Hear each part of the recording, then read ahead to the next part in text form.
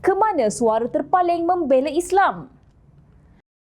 Jabatan Perdana Menteri Hal Ehwal Agama akan menyiasat pendedahan dibuat sebuah akhbar tempatan mengenai lelaki dikenali dalam kalangan pengikutnya sebagai Maula Muhammad Amin yang menunggang nasab suci Nabi Muhammad sallallahu alaihi wasallam. Menterinya Datuk Setia Dr. Muhammad Naim Mokhtar berkata, Jabatan Kemajuan Islam Malaysia JAKIM akan bekerjasama rapat dengan pihak berkuasa agama Islam, khususnya Jabatan Agama Islam Negeri-Negeri JAIN dan Polis Diraja Malaysia PDRM untuk menyiasat pendedahan tersebut.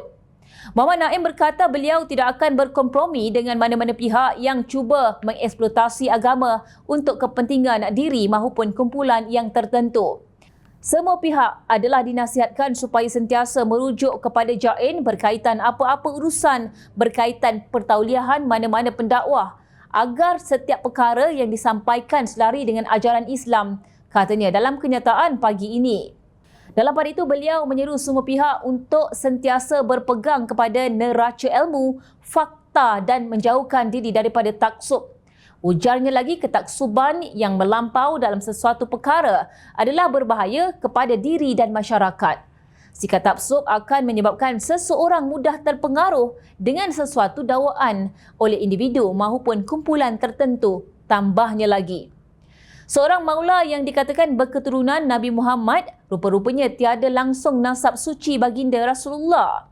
Lelaki yang nama sebenarnya Muhammad Amin Auraj mengeksploitasi nasab suci Rasulullah sallallahu alaihi wasallam untuk menarik perhatian pengikut serta pendukungnya. Beliau juga kononnya mendakwa warga Maghribi disahkan bukan rakyat negara itu, sebaliknya adalah warga Perancis Algeria. Lelaki yang pernah tular pada tahun 2022 lalu itu sempat mencetus perdebatan dalam kalangan rakyat Malaysia kerana ada sebahagiannya yang menyanjung lelaki itu dan tidak ketinggalan meragui latar belakangnya. Akhbar itu melaporkan PDRM sedang memantau kegiatan Maula Muhammad Amin dan pengikutnya susulan laporan bahawa seorang mudir di Madrasah Selangor aktif mempromosi Maula Muhammad Amin dengan mengutip dana awam secara tidak sah selain cuba mewujudkan satu perkampungan kerajaan 9 di Melaka sebagai persiapan akhir zaman kepada para pengikutnya. Selain itu dilaporkan kira-kira 100 jemaah tertipu selepas dijanjikan untuk membuat umrah bersama Maula Muhammad Amin tersebut kerana ketaksuban mereka.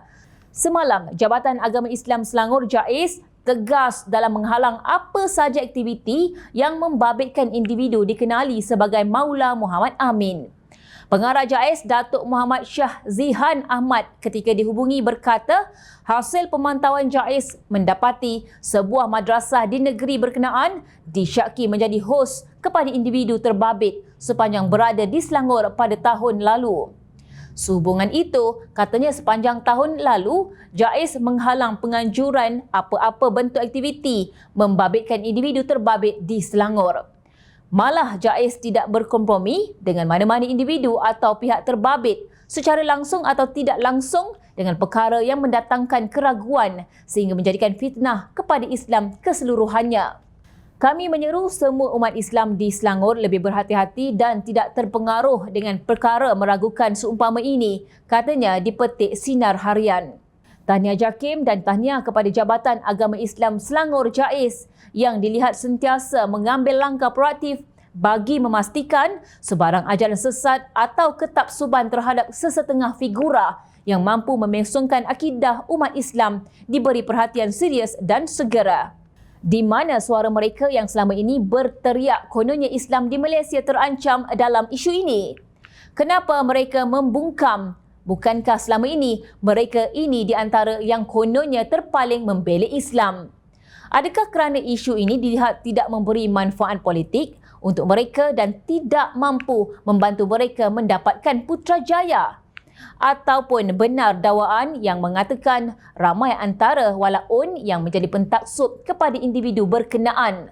Kelihatannya begitulah.